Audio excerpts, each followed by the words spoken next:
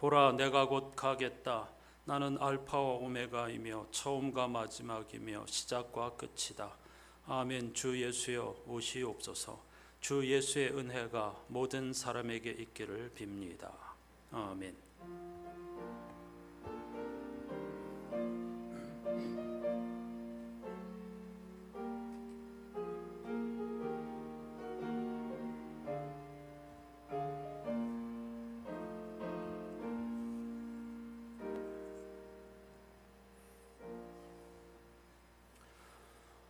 영원한 왕이시며 홀로 하나이신 하나님, 새로운 한 주간을 시작하면서 창조와 구원의 주 하나님 앞에 우리 자신이 제한자이며 피조물이기에 완전하신 하나님 앞에 엎드려 예배하면서 한 주간을 시작할 수 있게 해주시니 진심으로 감사드립니다. 우리는 그리스도인으로서 하나님의 창조의 완성의 여정 한복판에 있다는 사실을 고백하며 살아가는 사람들입니다. 세상이 힘에 의해 움직여지는 제국에 의해 좌우되는 세상이 아니며 폭력에 의해서 좌우되거나 무너지는 세상도 아니고 하나님의 아름답고 조화롭게 창조하신 이 세상 완성을 향하여 지금도 일하고 계신다는 사실을 믿는 사람들입니다. 이러한 신앙 고백 위에서 하나님은 만왕의 왕, 즉 모든 것을 다스리시는 통치자이시고 사람과 전혀 다른 차원의 존재이며 다른 방법으로 이 세상을 완성하신다는 사실을 고백하는 사람들입니다. 이 고백으로 오늘 예배와 더불어 한 주간을 깨어있는 삶, 영원한 영광을 하나님께 올려드리는 복된 삶을 살아가는 무리들이 되게 해 주시옵소서. 예수 그리스도의 이름으로 간절히 기원하옵나이다. 아멘.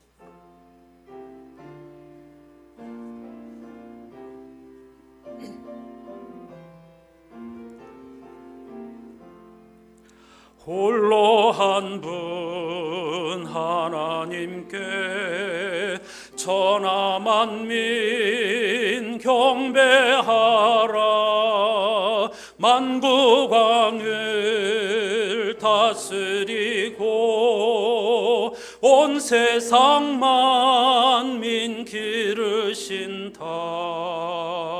만국왕을 다스리고 온 세상 만민 기르신다. 독생성자 예수님께 모든 죄인 회개하라. 세상 만민 구원하고 놀라운 은혜 베푸신다. 세상 만민 구원하고 놀라운 은혜 베푸신다.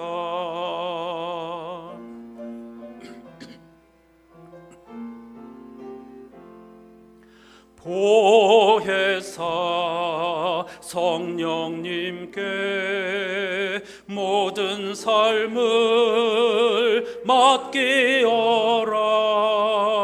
말씀으로 도우시고 죄악을 이길 힘 주신다. 말씀으로 도우시고 죄악을 이길 힘 주신다. 아멘. 자리에 앉으시기 바랍니다. 방금 부른 11장 찬송은 오늘 본문에 곡을 붙인 찬송가이고 오늘 예배의 주제는 하나님의 영광입니다. 따라서 우리에게 향하신 여호와의 인자하심이 크시고 여호와의 진실하심이 영원함이로다. 할렐루야. 읽기 쉬운 성경으로 같이 고백하시죠. 주님을 찬양하여라. 너희 모든 민족들아, 주님을 높이 찬양하여라. 너희 모든 백성들아, 우리를 지켜주시는 그분의 한결같은 사랑 너무도 강하고 주님의 신실하심 영원하다. 주님을 찬양하여라.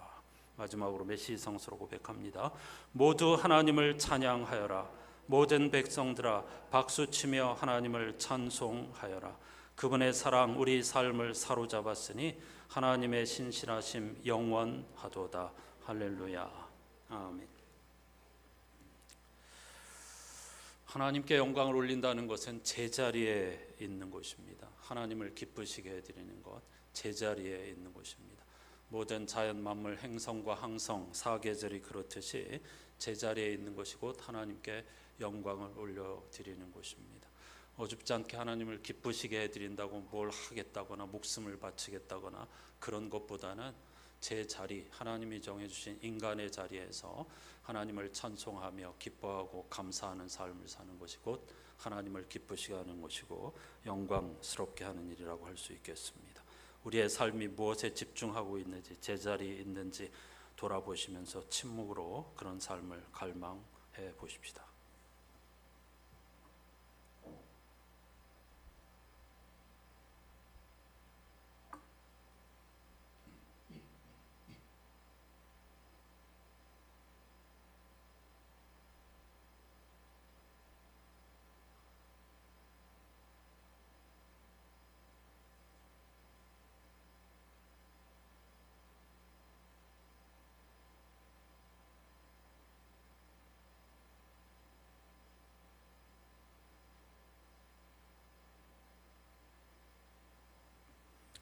예언자 스가랴를 통해서 들려주시는 하나님의 귀한 말씀이 여기에 있습니다. 유다 집과 이스라엘 집은 들으라. 너희는 뭇 민족에게 욕을 먹는 신세였으나 이제는 내가 너희를 구해내어 사람들로 하여금 너희를 부러워하게 하리라. 그러니 두려워하지 말아라. 힘을 내어라. 아멘.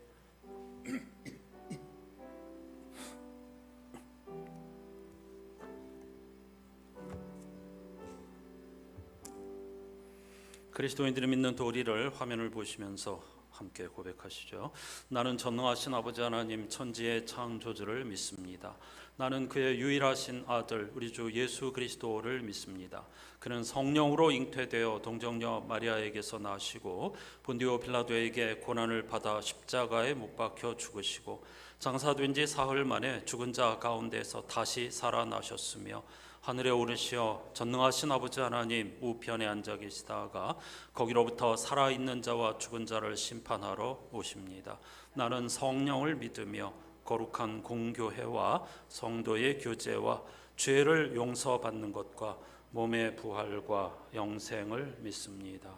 아멘. 이번 주 성서 일과표에 포함된 시편 51편을 교독하지요. 하나님이여 주의 인자를 따라 내게 은혜를 베푸시며 주의 많은 긍휼을 따라 내 죄악을 지워 주소서.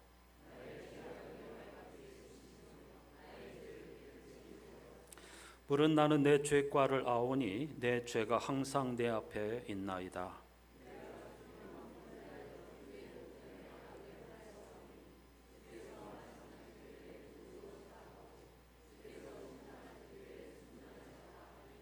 내가 죄악 중에서 출생하였으며 어머니가 죄 중에서 나를 잉태하였나이다.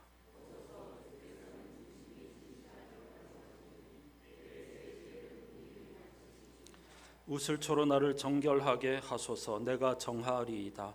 나의 죄를 씻어 주소서. 내가 눈보다 희리이다.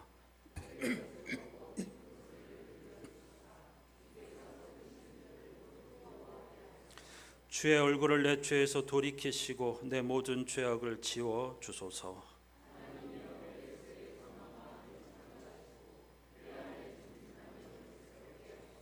아멘.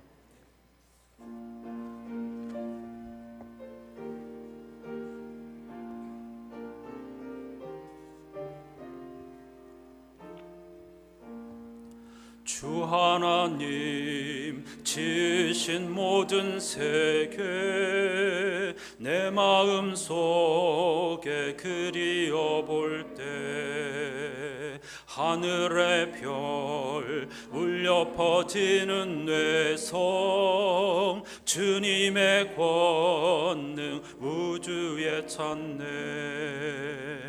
주님의 높고 위대하심을 내 영혼이 찬양하네. 주님의 높고 위대하심을 내 영혼이 찬양하네.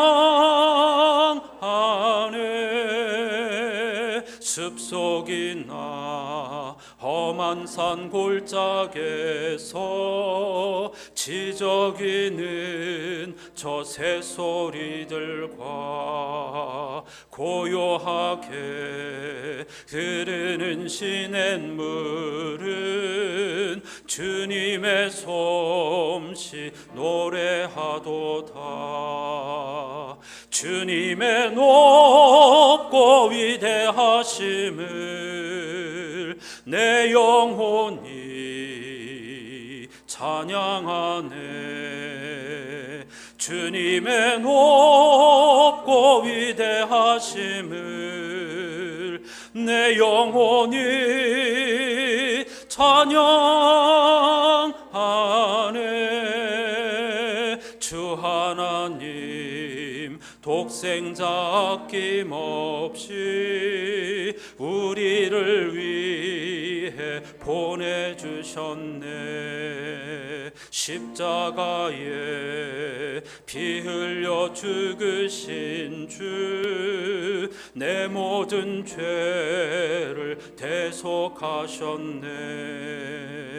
주님의 높고 위대하심을 내 영혼이 찬양하네. 주님의 높고 위대하심을 내 영혼이 찬양하네.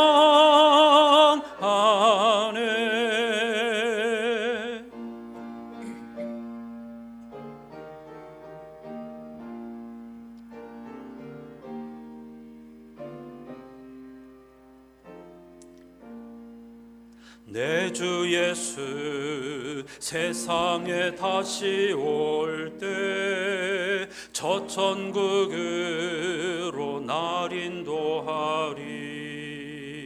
나 겸손히 엎드려 경배하며 영원히 주를 찬양하리라.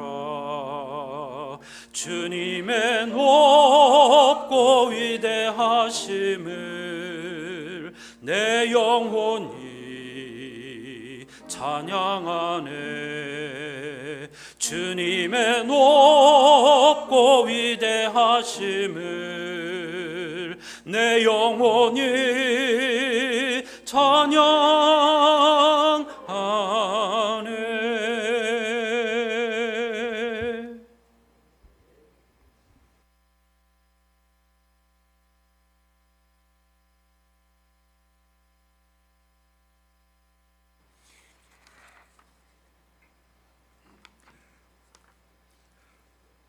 언제나 성령의 도우심으로 함께 하시는 하나님 아버지, 가을을 기다리는 9월 둘째 주일 아침 주의 백성들이 함께 모여 주님을 찬양하며 예배를 드립니다. 허물과 죄로 감히 하나님 앞에 나아갈 수 없지만 주님의 보혈의 피로 씻어주셔서 은혜의 보좌 앞에 나아가게 하시고 하나님으로부터 주시는 평안과 은혜가 오늘 예배 가운데 임할 수 있도록 함께하여 주시옵소서. 사랑의 주님, 지난 한 주간도 세상에 살면서 저희들의 생각을 앞세우고 마음과 행동을 주님의 영광을 가릴 때가 많았습니다. 그래도 저희들은 주님의 자녀로 살기를 원하오니 용서하여 주시고 저희들을 강하게 붙들어 주시옵소서. 성령의 충만한 은혜를 허락하시어 주님만이 이 세상의 참된 소망임을 깨닫고 살아가는 믿음의 사람이 되기를 원합니다. 이 나라를 이끄시는 하나님 아버지, 작고 연약한 이 나라를 오늘날 세계가 주목하는 나라로 세워주신 주님의 은혜를 기억하며 감사를 드립니다. 그러나 국내적으로 혼란과 불안이 가득한 때입니다. 세계 곳곳에서는 전쟁과 갈등이 그치지 않고 각 나라가 자기 이익만을 추구하는 어려운 시대 속에서 우리나라 유정자들에게 하늘의 지혜와 명철을 부어주셔서 정의와 평화가 함께하는 나라가 되게 하옵소서. 정치와 경제가 안정되고 하나님의 뜻을 이루는 나라가 되는 민족이 되게 하옵소서. 하나님 아버지, 우리 안산교회를 지금까지 인도하신 은혜에 감사드립니다. 우리 안산교회가 하나님의 복음을 전하는 사명을 잘 감당하게 하시고 예배와 선교, 구제와 교육의 사역이 풍성하게 이루어지도록 영적 능력과 인적 자원, 물질의 필요까지도 넉넉히 채워주시옵소서. 성도 간의 사랑과 기도로 하나 되고 서로 격려하며 기도로 힘이 되는 공동체가 되게 하옵소서. 특별히 간구합니다. 경제적으로 어려움을 겪고 있는 성도들, 질병과 고통 가운데 있는 성도들, 믿음이 흔들리며 방황하는 영혼들의 기도와 간구에 아버지 귀 기울여 주시고 불쌍히 여겨 주시옵소서. 필요로 하는 물질의 넉넉함을 채워 주시고 질병 가운데 치유의 역사가 일어나며 넘어진 영혼들에게 성령께서 친히 찾아가 주셔서 다시금 주님의 품으로 돌아오게 하시고 주의 말씀이 심령 깊이 새겨져 견고한 믿음으로 세워지게 하옵소서. 가정과 일터, 자녀들의 장래까지 주님께 맡겨드리오니 주님께서 선한 길로 인도하시고 형평의 복을 허락하여 주시옵소서. 오늘도 단위에서 말씀을 전하시는 단위 목사님을 위해 기도드립니다. 목사님에게 성령 충만함과 능력을 더하여 주셔서 말씀을 선포하실 때마다 그 말씀이 생명과 힘이 되게 하여 주시옵소서. 듣는 모든 성도들이 그 말씀을 통하여 영적으로 세워지며 주님의 뜻을 깨달아 성숙한 신앙인으로 나아가게 하시옵소서. 각자의 자리에서 교회를 섬기고 예배를 섬기는 성도들이 있습니다. 각자의 부르심대로 맡은 소임을 감당하는 충성된 주의 종들임을 기억하시어 그 과정과 모든 일들 위에 주님의 은혜와 평화가 임하게 하여 주시옵소서. 거룩하신 예수 그리스도의 이름으로 기도드립니다. 아멘.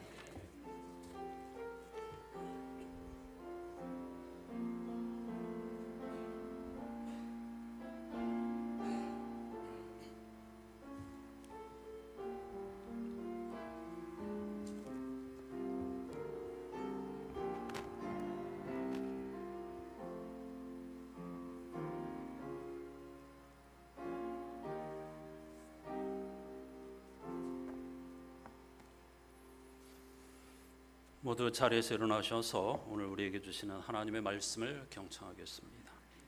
창조절 두 번째 주일인 오늘 우리에게 주신 하나님의 말씀은 신약성서 디모데전서 1장 17절입니다. 제가 히브리어 직역 성서로 읽을 테니 여러분은 메시지 성서로 이어서 읽어주시기를 바랍니다. 영원한 왕이시며 죽지 않으시고 보이지 않으시고 오직 한 분이신 하나님께 존귀와 영광이 영원토록 있다. 아멘.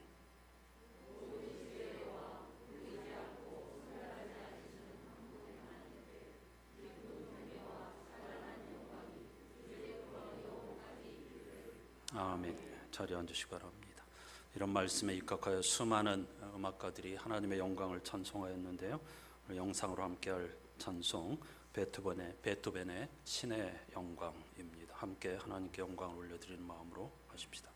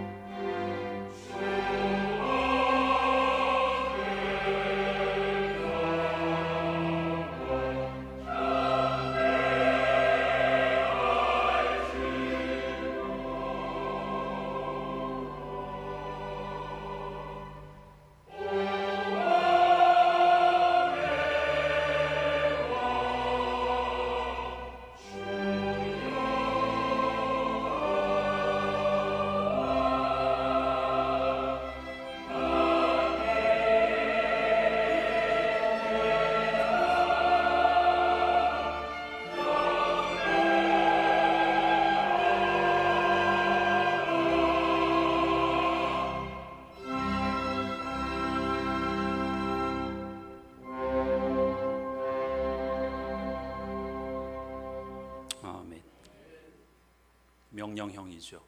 해도 되고 하지 않아도 되는 것이 아니고 하나님의 귀한 피조물인 인간을 포함한 모든 피조 세계가 하나님을 창조하는 것이야말로 우리가 할 수 있는 유일한 하나님께 드릴 수 있는 유일한 몫이며 또 본분이라는 사실을 잃지 않고 하나님 찬양하는 삶을 살기에 힘써야 할 줄로 믿습니다.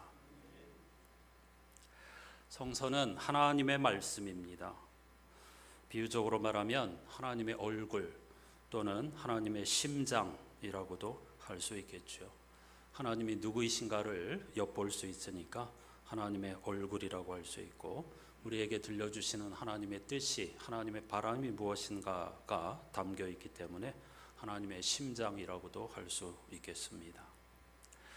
요한복음 기자의 말처럼 성서는 우리로 하여금 예수가 그리스도 구원자요 하나님의 아들 하나님이심을 믿게 하고 그의 이름으로 생명을 얻게 하려는 목적으로 쓴 책입니다. 이 문장 자체가 매우 어렵죠. 예수가 그리스도라는 것은 예수님만이 우리의 구원자라는 것이고 하나님의 아들이란 곧 하나님이시라는 뜻입니다. 생명, 그것도 단지 우리가 지금 살아 숨쉬고 있는 것만을 의미하는 것은 아니겠죠. 문제는 언어의 한계와 시대적 배경의 틈으로 인해 하나님의 말씀이 사실과 다르거나 삐뚤어지게 전달되기 쉽다는 것이죠. 오늘 본문 17절 말씀은 초기 교회 성도들의 송영, 다시 말하면 신앙 고백과 찬송입니다. 이 짧은 한 절에 영원, 불멸, 존귀, 영광, 볼 수 없음, 홀로 하나 등등 알 수 없는 단어들이 계속 이어집니다. 보이지 않는이라는 표현 그대로 하나같이 손에 잡히지 않는 용어들이지요. 제 딸아이가 졸업생 선배 부탁으로 한 독서 모임의 코치로 봉사하고 있습니다. 다양한 책을 읽고 토론하는데 가끔 성서 가운데 한 권을 주제로 토론할 때가 있습니다. 며칠 전 통화하면서 다음 주제가 신약성서 사도행전이라고 하길래 즐거운 마음으로 몇 가지를 조언하기 시작했죠. 사도행전은 성령행전이라는 별명에서 볼 수 있듯 얼마나 역동적인 책입니까? 그래서 사도행전은 성령께서 1장 8절을 이루어가는 과정이라고 하는 설명으로 시작해서 한참 바울의 설교 여행 이야기를 재미있게 전달하고 있는데 딸아이가 중간에 제 말을 가로막았습니다. 그리고 하는 말, 아빠, 성경은 목사님들이 설교할 때 세상에서 가장 재미없는 책이 되는 것 같아.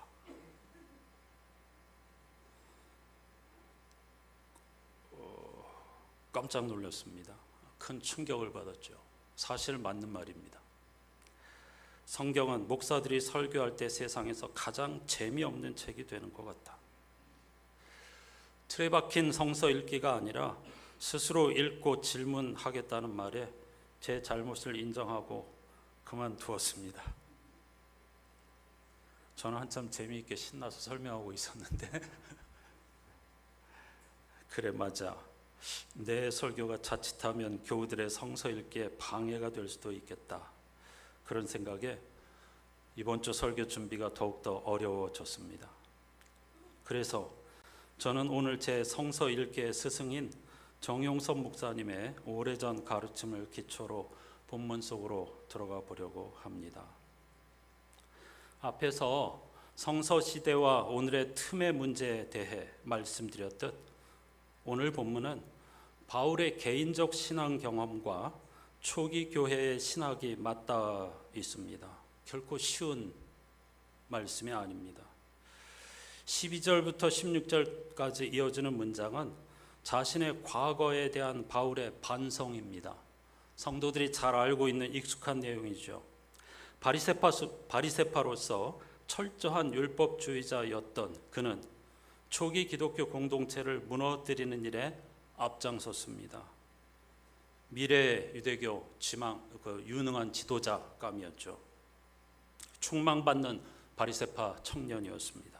그러다 이른바 다메섹으로 향하는 길 위에 신비로운 체험을 통해 예수 그리스도를 전하는 데 인생을 건 사람이 되었죠. 사도행전을 보면 바울은 가는 곳마다 자신의 회심 이야기를 자세히 설명하고 있습니다. 소아시아 지역의 회당에 들어가서도 유럽 지역의 회당에 들어가서도 다메섹으로 향하던 길에 그리스도인들을 체포하러 가던 길에 어떤 은혜를 입고 자신의 삶이 180도 완전히 바뀌어졌는지 삶의 방향을 돌이키게 되었는지를 가는 곳마다 자세히 설명하였고 사도행전도 그것을 우리에게 증거하고 있습니다. 그러던 바울이 디모데 전서에서 자신의 체험을 생략한 이유는 디모데가 그 사건을 잘 알고 있었기 때문입니다. 타 지역의 회당의 사람들은 바울의 회심 사건을 잘 알지 못했기 때문에 거기서부터 구체적으로 설명을 하였다면 바울의 제자인 디모데는 이미 스승인 바울이 어떻게 해서 삶의 방향을 돌이키고 그리스도인이 되었는지를 잘 알고 있었기 때문에 여기서는 또다시 구체적으로 설명할 필요가 없었던 것입니다. 마치 제가 다른 교회에 하나님의 말씀을 전하러 갔을 때는 제가 살아온 이야기, 제가 어떤 사람인지 그걸 일일이 설명을 해야 도움이 되겠지만 여러분들께 매주 그것을 반복할 필요가 없는 것과 마찬가지이겠죠. 바울은 편지 앞머리에서 이러한 자신의 회개와 삶의 변화가 자신의 의지 혹은 자신의 노력 때문이 아니라 오롯이 하나님의 은혜였다는 사실을 고백하고 있는 겁니다. 사실 이러한 고백은 빌레몬이 예수 없던 인생에서 예수 안의 인생으로 변했다는 고백처럼 오늘날도 비슷한 패턴으로 반복되고 있습니다. 하나님을 알지 못하고 세상에 찌들어 살던 사람이 은혜 받고 그리스도인이 되었다. 이런 간증들 저와 여러분의 것이고 보통 지금도 그와 같은 식으로 이야기하죠. 하지만 오늘 바울의 고백에서 죄인의 우두머리라고 하는 문장이 표현하는 죄는 바울의 도덕적인 결함이나 실정법을 위반했다는 것을 가리키는 것이 아닙니다.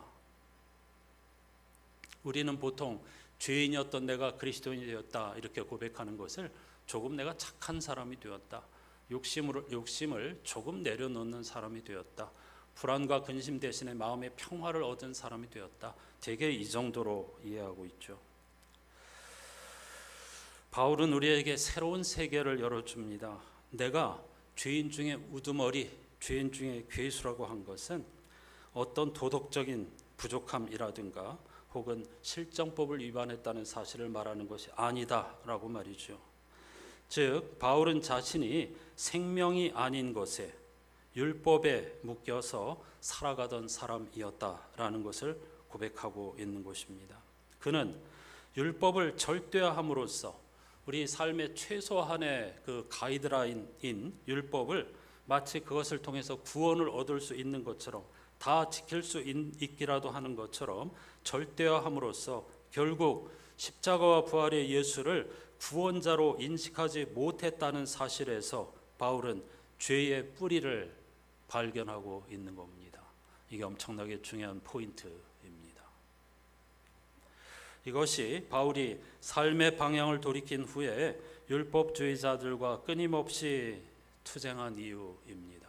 그것으로 아무것도 해결할 수 없기 때문에, 그것으로 결코 구원의 문제를 해결할 수 없기 때문에 바울은 매우 과격하리만큼 율법주의자들과 투쟁하고 모진 고난을 마다하지 않았던 것이죠.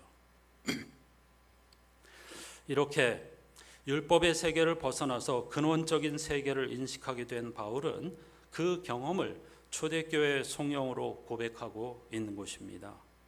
자신의 인식의 한계를 벗어나는 어떤 세계, 즉 자신의 바깥에 서보는 경험, 이걸 엑스터시라고 했죠. 엑스터시를 경험한 사람들은 베토벤이나 하이든처럼 창조주 하나님의 영광을 찬양하지 않을 수 없습니다. 바울은 음악가는 아니었지만 그도 그런 사람들 중 하나였습니다. 히브리 직역으로 오늘 본문 말씀을 다시 읽어보겠습니다. 영원한 왕이시며 죽지 않으시고 보이지 않으시고 오직 한 분이신 하나님께 존귀와 영광이 영원토록 있기를. 초기 교회 성도들은 하나님을 영원한 왕, 홀로 하나이신 분이라고 고백하였습니다. 거기에 보이지 않고 불멸의 이런 등등의 수식어가 한 절 안에 붙어 있는 것이죠. 무슨 말일까요? 한마디로 사람과 다르고 사람이 만든 우상과도 다른 존재라는 겁니다. 저는 이 말씀을 새롭게 읽으면서 무엇이 똑같을까라는 동요가 생각났습니다. 이어지는 가사가 무엇입니까? 뭐가 똑같아요? 젓가락 두 짝이 똑같아요. 젓가락 한 짝과 다른 한 짝은 정말로 똑같습니다. 왜 제가 이 동요가 생각났느냐 하면 오늘 본문에서, 그래서 제가 11장 찬송을 즐겨 첫 번째 찬송으로 예배 시간에 선곡하곤 하는데요, 영원한 왕이시며 홀로 한 분이신 하나님을 마치 인간의 다른 짝꿍인 것처럼 아주 많은 성도들이 여전히 하나님을 우리와 똑같은 존재로 생각하기 때문입니다. 하나님은 영원한 왕이라는 고백에서 왕이 의미하는 바는 곧 통치입니다. 그래서 천국, 하나님 나라는 공간이 아니고 하나님의 다스림이라고 했죠. 하나님이 왕이시라고 하는 것은 하나님이 통치자, 주인이시라는 고백입니다. 정용선 목사님은 양적 성장이 최고의 가치가 되고 있는 한국 교회에서 하나님만이 홀로 통치하신다는 찬송이 오늘 본문과 같은 신앙 고백이 유효할까를 우리에게 묻고 있습니다. 정작 입술로 하나님 한 분만이 왕이시라고 고백하지만 우리가 받아들이는 통치는 그런 하나님의 통치가 아니고 바알의 통치입니다. 왕이신 하나님이 한 분뿐이시라는 것은 이 세계도 역시 하나뿐이라는 사실을 의미합니다. 한 분 하나님께서 창조하신 세상이기 때문이죠. 그런데 그리스도인인 우리들조차도 이 세상을 하나로 생각할 줄 모릅니다. 하나님이 크다라고 할 때, 크신 분, 한 분이라고 할 때는 모든 것을 다 품으시는 분이라는 뜻입니다. 그 누구도 버리지 않고, 그 누구도 포기하지 않고, 그 누구도 배척하지 않는다는 것이 유일하신 하나님, 홀로 한 분이신 하나님, 크신 하나님, 그런 뜻입니다. 이 세계를 하나로 볼 수 있으려면 그 하나님의 크심에 눈을 떠야 합니다. 그런데 교회조차 하나가 되지 못하는 마당에 하나님이 한 분이시며 이 세계가 하나라는 찬송을 부른다는 것은 위선이 아니겠느냐고 묻고 있습니다. 지난 정부로 인하여서 한국교회에 얼마나 이단 사이비가 만연하고 그 세력이 막강한지를 새삼 목도하고 있습니다. 문화체육관광부에 등록된 이 예수교 장로의 교단만 600개 가량이 된다고 합니다. 놀라운 일이죠.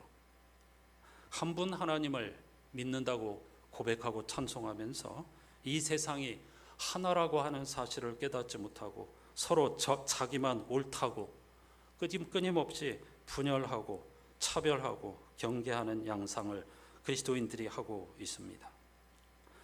한편으로 한 분이신 하나님을 우리 눈으로 볼 수 없다는 말은 단지 안 보인다는 뜻이 아니라 하나님은 우리가 예상할 수 없는 방식으로 존재하며 우리의 예측을 뛰어넘는 방식으로 일하신다는 뜻입니다.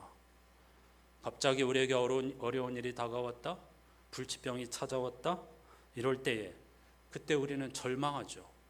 우리의 예상과는 빗나가는 그런 현실을 맞닥뜨렸기 때문입니다. 하나님이 어떻게 그러실 수 있는가? 하나님이 안 계신 것 아닌가? 우리를 버리신 것이 아닌가? 이렇게 반응을 하기 쉽지만 하나님이 우리 눈에 보이지 않는 분, 눈으로 볼 수 없는 분이라는 사실은 우리가 예상할 수 없는 방식으로 존재하고 일하신다는 신앙 고백입니다. 이 고백이 없이 어떻게 우리가 하나님을 하나님으로 예배하며 살아갈 수가 있겠습니까? 그렇다고 17절 말씀이 하나님에 대해서 우리가 구체적으로 알 수 있고 말할 수 있는 게 아무것도 없다는 뜻은 아닙니다. 바울의 통찰처럼 우리는 예수 그리스도를 통해서 하나님을 보고 알게 되었습니다. 예수를 통해서 하나님이 누구이신가를 분명히 깨닫게 되었다는 것이죠. 다른 말로 하면 예수는 곧 하나님이시라는 뜻입니다. 십자가와 부활을 통해서 성육신을 통해서 하나님이 누구이시고 무엇을 원하시는지를 명확하게 보여주셨다는 사실 분명합니다. 다만 그 안에서 계시된 하나님의 계획과 섭리와 통치는 궁극적 때가 되어야만 완전하게 드러나게 된다는 것이 성서의 가르침입니다. 그 결정적 때가 오기 전까지 우리가 해야 할 일은 또는 우리가 할 수 있는 일은 우리의 예상과 다른 방식으로 존재하시며 다른 방식으로 일하시고 우리에게 다가오시는 하나님께 영광을 돌리는 것밖에 없습니다. 하나님께 영광을 돌린다는 말은 하나님이 그 영광에 굶주려서가 아닙니다. 하나님이 우리의 삶에서 주인이 되시도록 하는 것, 그게 바로 하나님께 영광을 돌린다는 뜻입니다. 공동기도 때도 말씀드렸지만 우리가 갑자기 은혜를 받아가지고 하던 일을 그만두고 직장을 그만두고 내가 세계 5지에 가서 선교사로 살겠습니다. 이런 것도 매우 감사하고 좋은 일이지만 정말로 하나님께 영광이 되는 것은 우리의 일상에서 매 순간 하나님이 주인이시라는 사실을 인정하고 그 하나님의 통치 철학을 따라서 가정에서나 직장에서나 땀 흘려 일하며 살아가는 것입니다. 얼마 전에 말씀드렸듯이 내 자신의 땀과 피, 눈물, 살을 통해서 일군 것만이 나의 열매이며 나의 것이라는 사실을 기억하고 열심으로 기쁨으로 살아가는 것입니다. 헛된 욕심을 부리지 않는 것입니다. 그런 것이 곧 하나님께 영광을 돌려드리는 것이죠. 오늘 본문 말씀의 핵심은 하나님께만 존귀와 영광이 영원 무궁하도록 있기를 빈다는 사실입니다. 자본주의 세례를 받고 있는 오늘 우리들이 존귀와 영광을 누구에게 돌리고 있습니까? 힘 있는 사람들, 권력자, 그리고 부자들에게 존귀와 영광을 돌리고 있죠. 여러분, 초기 이 신앙 고백은 바울의 개인적인 경험뿐만 아니라 초기 교회 성도들의 삶이 배경이라고 말씀드렸는데요. 초기 교회 성도들은 도대체 이 17절과 같은 고백을 나누면서 서로 이 고백으로 위로하고 용기를 북돋으면서 무슨 생각을 했을까요? 기독교 신앙은 그냥 공중에 붕 떠 있는 것이 아닙니다. 구체적인 삶의 자리에서 나왔습니다. 우리가 최근에 매일 성서에서 읽었던 것처럼 바울 서신 그리고 구약의 예언서들 모두 다 구체적인 삶의 자리에서 선포된 하나님의 말씀입니다. 그런 삶의 자리를 놓치게 되면 성서의 말씀은 한낱 관념에 머무르고 말게 될 것입니다. 그래서 문자주의가 매우 위험하고 안타까운 것입니다. 궁극적으로 예수 그리스도 역시 하늘에서 갑자기 뚝 떨어진 분이 아닙니다. 그는 구체적으로 유대교라고 하는 삶의 자리를 토대로 하나님의 말씀을 전하셨고 활동하셨습니다. 예수의 사건, 예수의 죽음, 부활 사건까지 모두 포함해서 유대교의 경전인 구약에 의해서 해석된 것입니다. 유대교의 지도자들에 의해서 십자가에 달리신 예수님을 믿었던 초기 그리스도교가 왜 유대교의 경전인 구약 성서 전체를 그대로 경전으로 받아들였는지 이상하지 않습니까? 유대교의 박해를 받고 있으면서도 왜 유대교의 성서를 그대로 하나도 빠뜨리지 않고 경전으로 받아들였는지 말이죠. 그것은 예수 그리스도의 삶의 배경이 바로 그 구약 성서에 기초하고 있다고 하는 사실을 믿었기 때문입니다. 그리고 우리의 조상인 초기 그리스도교가 유대교의 신앙을 거의 그대로 이어받았다는 사실을 증언하고 있습니다. 중요한 사실은 만일 당시 초기 교회 상황에서 그리고 오늘날 우리들의 상황에서 하나님께 이런 영광이 돌려지고 있다면 굳이 이런 찬송을 부를 필요가 없었을 것입니다. 문제가 있다는 뜻입니다. 다른 사람들이 바알에게, 물질에게, 자본주의에게, 권력자에게 영광을 돌렸기 때문에 작은 무리들인 성도들이 목숨을 걸고 하나님께만 영광을 돌려야 한다고 저항하였던 것입니다. 하나님께 돌아가야 할 영광을 가로채는 세력이 있었다는 뜻입니다. 초기 그리스도교 당시에 그들은 바로 로마 제국의 가치이고 그리고 로마 황제였습니다. 이런 상황을 전제하지 않으면 기독교의 찬송은 모두 다 공허한 독백에 그치고 말게 됩니다. 로마 제국은 황제에게만 그리스도라는 칭호를 붙였습니다. 실제로 로마 황제는 모든 사람의 생사를 한 손에 쥐고 있었습니다. 그야말로 그는 신처럼 행세하였고 신으로 인정을 받았습니다. 지금 미국 대통령은 모자 정치를 하고 있습니다. 한동안 마가, 즉 미국을 다시 위대하게라는 문장을 새긴 모자를 쓰고 회견을 하더니 관세 협상에 공을 들이고 있는 요즘은 트럼프는 매사에 옳았다, 정의롭고 공정하였다 이런 문장을 새긴 모자를 쓰고 나타나고 있습니다. 자신은 매사에 옳았다, 나의 모든 결정은 공정하고 정의로운 것이었다. 무슨 말입니까? 자신은 오류가 없는 신적인 존재, 다시 말하면 나는 신이다, 그 말을 그런 문장을 통해서 표현하고 있는 것입니다. 한국교회 한편에서는 여전히 태극기와 성조기를 들고 그런 미국을 구원자로 여기고 있습니다. 답답하고 한심하게 보이기는 한데 이상한 일이 아닙니다. 사실은 구약시대의 이스라엘과 유다가 틈만 나면 당시의 강대국이었던 바벨론이나 이집트로 달려가서 우리를 구원했다고 요청한 것을 보면요, 인간의 본성이 하나도 변치 않고 있다는 사실을 잘 알 수 있습니다. 실제로 그들은 절박합니다. 미국이 우리를 구원해 주기를 갈망합니다. 예배 형식을 띠고 있고 종교 단체 형식을 띠고 있지만은 실제로 하나님을 믿는 사람들이 아닌 거죠. 우리는 과연 그로부터 자유로운 진정한 그리스도인인가를 묻지 않을 수 없습니다. 초기 그리스도교는 목숨을 걸고 여기에 저항하였습니다. 퀴리오스, 즉 주님 그리스도는 오직 십자가에 달리시고 다시 살아나신 예수님 한 분뿐이라고 고백하였고, 영광은 로마 황제가 아니라 하나님께만 돌리는 것이라고 외쳤습니다. 당시 시대에서 이런 고백은 목숨을 걸어야만 했고 혁명적인 고백이었고 시대 정신을 거부하는 외침이자 찬송이었습니다. 그리스도인은 종교인이 아니라 십자가와 부활의 예수 그리스도에게 삶을 건 사람들입니다.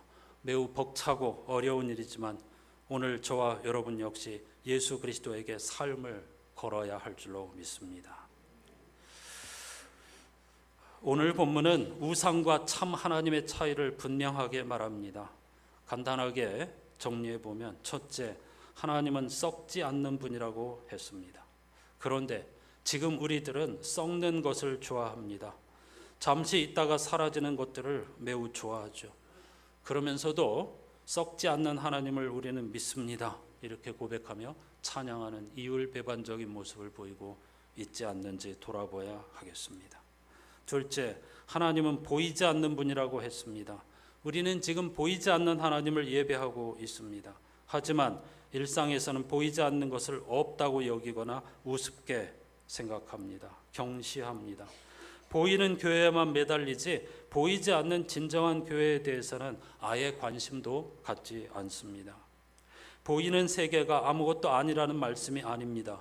보이는 것 뒤에 감추어진 근본을 놓치지 않아야 한다는 것입니다. 그것을 놓치면 우리는 어쩔 수 없이 숙명적으로 우상 숭배에 빠질 수밖에 없기 때문이죠. 셋째, 하나님은 유일하신 분이라고 했습니다. 하지만 사람들은 유일하신 신을 좋아하지 않습니다.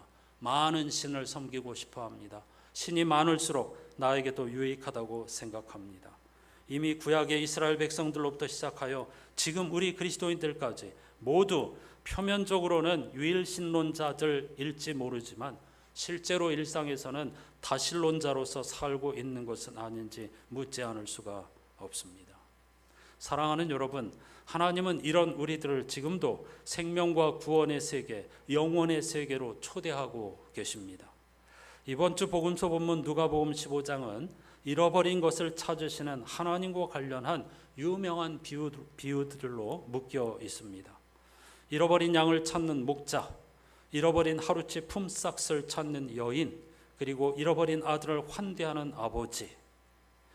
이 이야기는 단지 찾는 데서 끝나지 않고 그들과 함께 앉아 식사하며 잔치를 벌이는 데까지 나아갑니다. 이것이 바로 하나님 나라의 그림자입니다. 그런데 이 비유는 바리새파와 율법학자들이 예수께서 세리와 죄인을 받아들이고 그들과 함께 식사하는 장면을 비판한 데 대한 반응으로 말씀하신 것입니다. 예수께서는 그들을 향하여 세리와 죄인들을 잃어버린 자라고 비유하셨지만 저는 이 말씀을 다시 읽으면서 예수께서 바리새파와 율법학자들을 향해 바로 너희들이 하나님 나라에서 잃은 자라고 말씀하신 것으로 들렸습니다. 한 걸음 더 나아가서 지금 여기 앉아 예배드리고 있는 저와 여러분 한 사람 한 사람이 바로 잃어버린 자들이었습니다. 율법이라고 하는 틀과 세상의 가치 그리고 개인의 신념에 사로잡혀 하나님의 나라를 보지 못하기 때문입니다. 바울은 자신이 잃어버린 자였지만 하나님의 은총으로 그리스도인이 되었다고 고백합니다. 저와 여러분도 마찬가지가 아니겠습니까? 욕망과 세상의 흐름을 따라 쫓다 하나님 나라로부터 잃어버린 자가 되었던 우리를 사도 바울처럼 오네시모처럼 예수 그리스도의 은총으로 하나님 나라의 백성으로 맞아주시고 새로운 피조물로 빚어주셨기 때문입니다. 이 사실을 깨닫는다면 어찌 영광을, 찬송을 하나님께 올려드리지 않을 수가 있겠습니까? 이 신비와 비밀, 은혜를 잊지 않고 늘 감사하며 초기 교회 성도들의 고백처럼 권력자, 물질을, 욕망을 신으로 숭배하는 이 혼란한 시대에 역사의 주인이신 하나님을 늘 의식하면서 영원한 왕, 홀로 하나이신 하나님만을 찬송하는 저와 여러분이 되시기를 주님의 이름으로 축복합니다. 그런 신앙 고백을 담은 송영 찬송가가 619장입니다. 두 번 찬송하시겠습니다.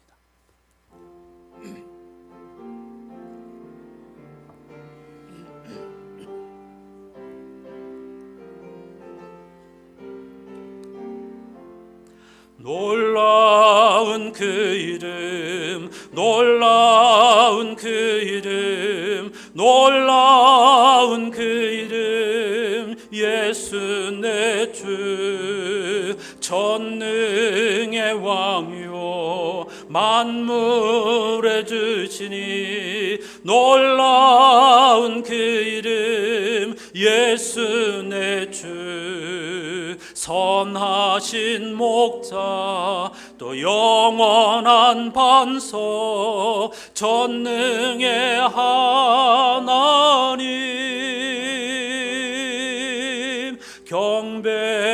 경배드리며 찬양드리세.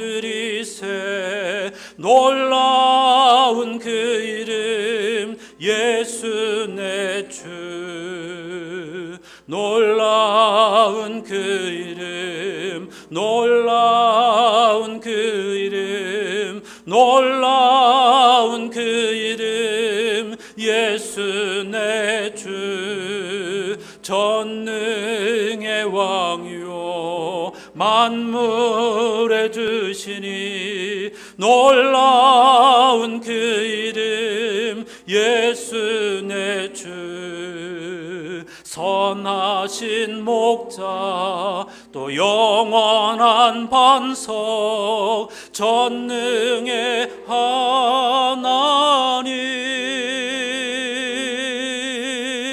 경배드리며 찬양드리세. 놀라운 그 이름, 예수 내, 경배드리며 경배드리며 찬양드리세. 놀라운 그 이름, 예수 내 주. 이 찬송의 원제목은 His name is wonderful입니다. 그리고 모든 가사가 이 반복입니다. 그의 이름은 놀랍다, 그의 이름은 놀랍다. 사실 이 이외에 어떤 수식으로 하나님의 영광을 우리가 고백하며 찬송할 수 있겠습니까? 언어의 한계, 장벽에 부딪힐 수밖에 없겠죠. 함께 기도하시겠습니다. 놀라운 그 이름, 그의 이름은 참으로 놀랍고 영원하시고 홀로 한 분이시며 모든 세상의 왕이시다. 이 신비를 깨닫게 해달라고. 사실 진정한 신앙생활은 이런 깨달음에서부터 출발하게 되는 것이죠. 사도 바울은 이런 은혜를 알지 못하면 그리스도인이야말로 가장 가련한 사람들이라고 했습니다. 우리의 평생 신앙생활이 모래가 아닌 반석 위에 세워져서 순간마다 이 하나님의 그림자, 하나님의 등을 발견하게 도와주시고 그 하나님과 함께 동행하는 삶을 살게 해달라고 다 같이 기도하십시다. 하나님 감사합니다. 선선한 가을의 기운이 아침 저녁으로 느껴지는 이 귀한 계절, 8월의 두 번째 주간, 창조절 두 번째 주간을 시작하면서 우리의 하나님, 창조주 하나님, 구원자 하나님은 만왕의 왕이시며 온 세계의 통치자이시며 그리고 홀로 한 분이시며 영원히 불멸하시고 그리고 눈에 보이지 않는 분, 그 누구도 보지 못하였던 분이라는 사실을 고백하면서 예배할 수 있게 해주신 것 진심으로 감사드립니다.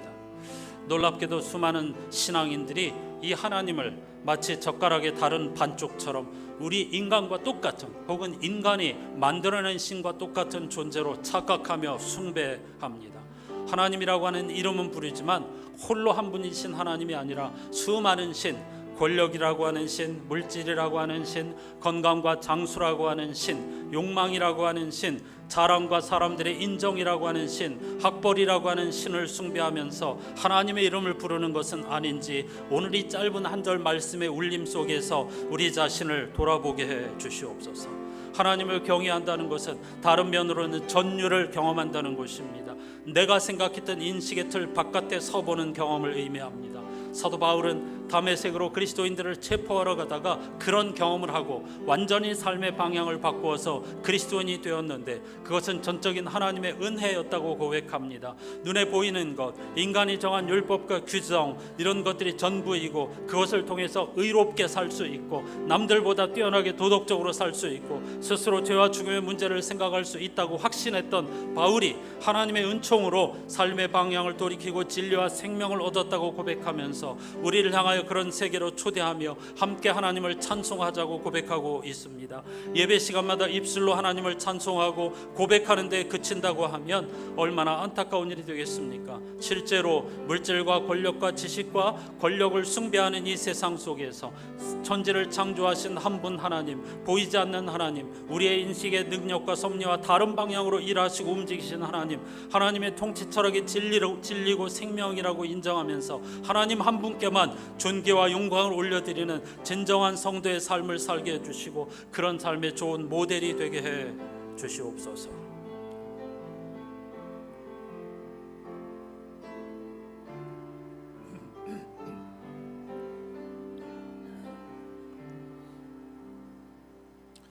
홀로 한 분이시며 영원한 왕 통치자이신 하나님을 오늘 또 예배할 수 있게 해주신 것 진심으로 감사드립니다.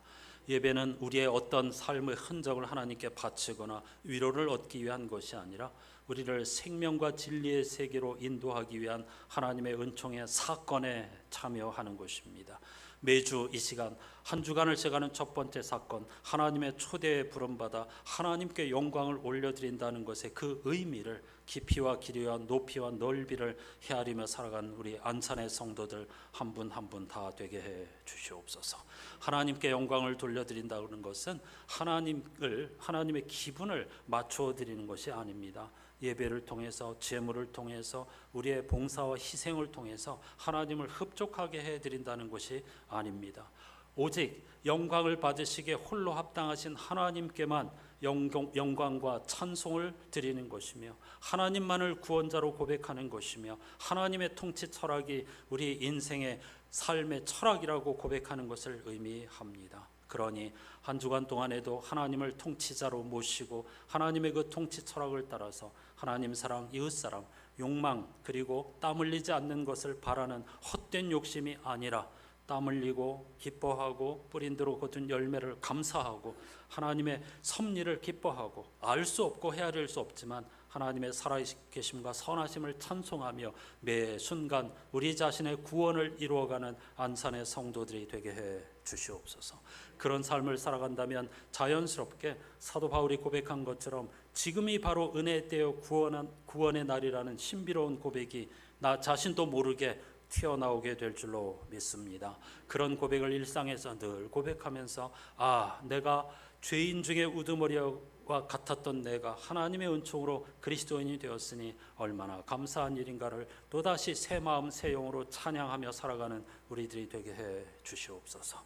선선한 계절 찾아오면 함께 예배당 보수공사를 시작하려고 합니다. 수많은 교우들이 기쁜 일, 때로는 슬픈 일을 하나님께 믿음으로 고백하면서 오병이어 마음을 모으고 있습니다. 이 일을 통해서 단순히 지붕의 누수만을 해결하는 것이 아니라 혹시라도 우리들 개개인의 신앙의 빈틈, 누수되는 부분이 있지 않았는가를 생각하면서 예배당 건축을 우리 영성의 건축으로 승화시킬 수 있는 지혜롭고 성숙한 우리 안산의 공동체가 되게 해 주시옵소서. 바로 그것이 12강줄의 남은 은총이 될 줄로 믿습니다. 한 주간 동안에도 하나님의 은혜를 사랑하고 사모하며 간절히 갈망하는 사람, 애통하고 가난한 자의 심령으로 하나님 나라를 맛보는 복된 시간이 되게 해 주시옵소서. 예수 그리스도의 이름으로 간절히 기도하옵나이다. 아멘.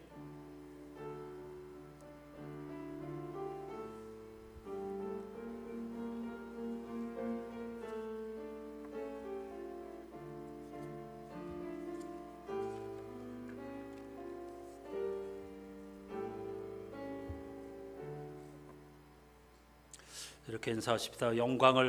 하나님께만 영광을 돌리며 살아갑시다.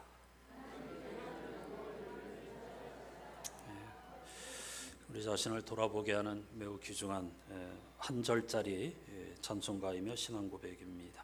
창조절 두 번째 주일, 이번 한 주간 동안에도 우리 공동 기도문 혹은 지난 주일 나눴던 말씀 요약된 것 다시 여러 차례 읽으시고, 또 성서 일과표, 다락방 등 매일 성서, 이와 같이 좋은 도구들이 우리 곁에 있다고 하는 것, 등잔 밑이 어두운 그런 형편에 빠지지 않도록 늘 애써 주시기를 부탁드립니다. 오늘 배움제일 식사 교제하시고 오후 1시 30분부터 인생 말씀 나누기 시간을 갖습니다. 미리 말씀을 보내지 않으셨어도 성서 전체를 띄워놓고 할 것이니까 그냥 편하게 참여하시면 됩니다. 누군가 앞에 서서 말씀을 전한다고 하는 것이 여러분들에게 굉장히 큰 부담이라고 하는 거 잘 알고 있습니다. 그러나 그게 바로 공부입니다.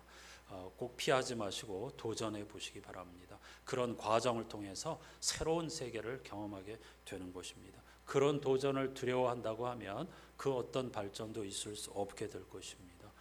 자랑하려고 하는 것이 아니니까 나에게 큰 영향을 끼친 옛날 아니면 지금 요즘에 들어와서 혹은 예배 시간에 나에게 큰 울림을 준 말씀은 이거였습니다. 그것만 얘기하셔도 좋고 살짝 간증을 덧붙이셔도 좋고요. 내용은 알겠는데 몇 장 몇 절인지 모르겠다, 그럼 그렇게 얘기하시면 저희가 다 찾아드리도록 하겠습니다. 그러니까 편안한 마음으로 함께 오셔가지고 같이 우리 하나님의 말씀이 얼마나 깊고 놀라운 은총의 말씀이신가 한번 함께 나눠보도록 하겠습니다. 예배당 보수 공사를 위해서 기도해 주십시오. 추석이 지나면 아마 곧 시작할 수 있게 될 것이고, 여러분들이 정성을 다해서 자신의 몫을 떼어서 기쁜 마음으로 헌금하고 계십니다. 이 일을 통해서 제가 조금 전에 기도한 것처럼 단지 예배당만이 아니고 우리 개인의 성소를 보수하는 그런 기회로 삼아서 정말 그런 은혜를 입는다고 하면 예산을 떠나서 12광주리의 그 남는 은총을 경험하게 될 줄로 믿습니다. 지난 금요일 날 우리 최영단 권사님의 큰아들 유국희 김선미 성도님께서 둘째 딸을 순산하였습니다. 축하해 주시기를 바라고요. 우리 최 권사님 오늘 그래서 대전에 가서 예배드리고 있습니다. 다 같이 자리에서 일어나셔서 찬양하시고 축도하겠습니다.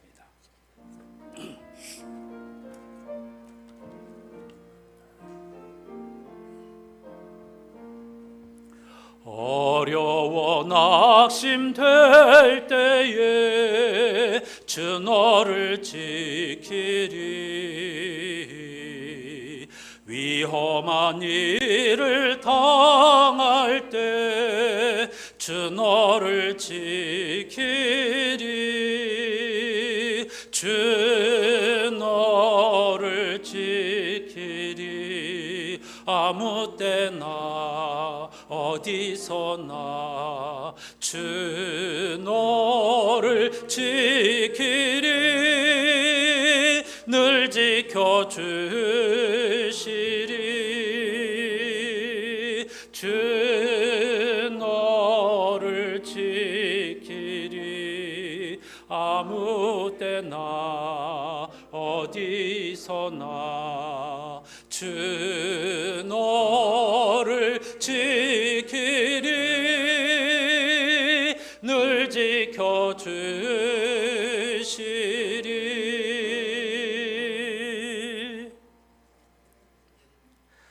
모든 시대의 왕, 보이지 않고 소멸하지 않으시는 한 분, 하나님께 깊은 경외와 찬란한 영광이 이제부터 영원까지 있기를. 아멘. 우리 구주 예수 그리스도의 은혜와 하나님 아버지의 사랑과 성령님의 말로 닿을 수 없는 탄식과 교제가 어지러운 세상 속에서 자신의 안위와 구원을 위해서 물질과 지식과 욕망과 권력을 찬송하는 이 시대에 천지를 창조하시고 그 아름답게 창조하신 세상을 구원해 주시며 완성하실 하나님 한 분께만 영광을 올려드리기로 다짐하는, 그래서 창조의 질서를 따라 늘 생명 충만을 일상에서 경험하고 구원을 경험하며 살기로 다짐하는 모든 이들의 삶의 자리에 항상 함께해 주시옵기를 간절히 축원하옵나이다. 아멘.